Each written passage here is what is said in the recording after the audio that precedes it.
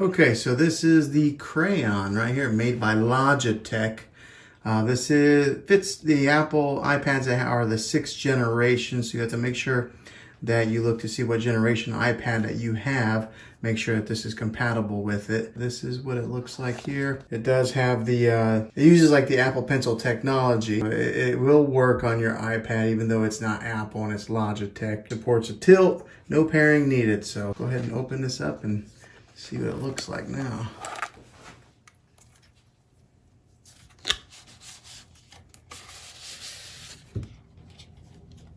But this is what it looks like. Now, the thing I like about this is, if any of you guys are ever in any kind of carpentry, those carpentry pencils that they have, they are flat like this. So flat like that, I think it makes it nice to hold like that whenever you are holding and drawing. It just feels good in your hand. But this is what the pencil looks like up close. Okay, so as you can see, there's a power button right there that you turn it on with. And then there's a hole right there that lights up whenever you do turn it on.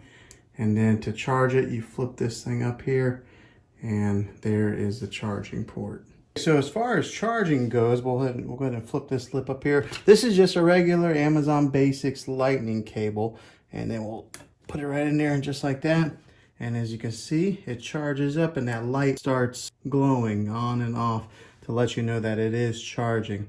So it takes any kind of lightning cable that'll fit in there, whether it be your genuine OEM cable or if you use a knockoff like I'm using here with this Amazon Basics. But we're gonna let this thing charge up for a little bit and then we'll take it over to the iPad. Okay, so something that you should know about this Logitech crayon is that it only works with the 6th generation iPad and not the new iPad Pro. So fortunately, the iPad that I have here that my daughter has is the 2019, I believe, 6th generation iPad. So that's what this thing works. So if you do have the more expensive iPad, well, you're out of luck. So make sure you keep that in mind, because that could be somewhat of a disadvantage. But this is the more cheaper iPad. I mean, if you have the iPad Pro, you're probably a designer, or it's just a more high-end iPad. But that's what this device here fits. And also something else to keep in mind, that light that we charge it all the way now, but when you hold down on it, you got to hold down for like 3 seconds and then it turns on. But if it's green, then that means you have over 10%. If that light is red, then that means you have less than 10% life on the battery of this thing. And it's flashing red, then you have less than 5%.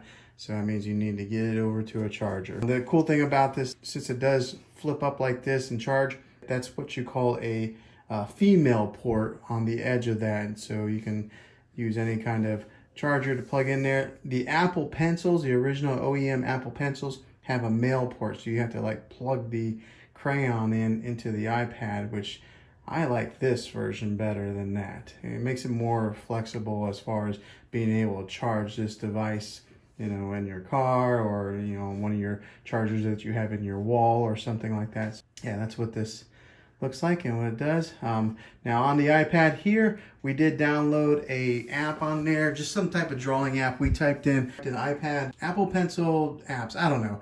Just search your app store. You'll be able to find a bunch of free ones. We went to one that was free. Okay, so I did download an app here. It's called Drawing app. Went to the app store and just downloaded any free Apple Pencil app that you could find. This one had a lot of good reviews on it and a lot of downloads.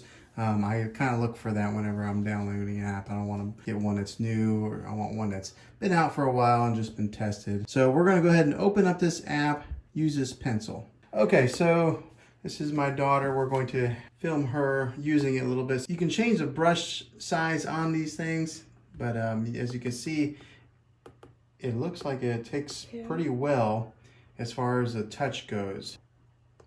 On this particular app, you can change the colors on it, but I think she'll be able to use this pencil to work on her drawing skills a little bit in a digital format.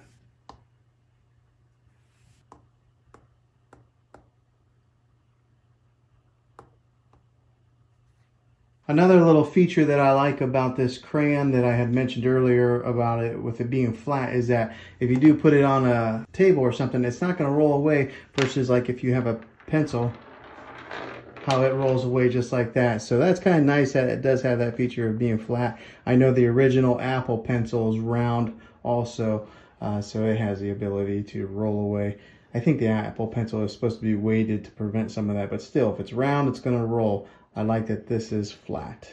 Another really cool thing with this crayon is that the pairing process was easy peasy. It instantly recognized it versus the Apple Pencil can be a bit fidgety whenever you try to pair it with your device. This required no pairing. It just automatically recognized it. So that was a really cool feature.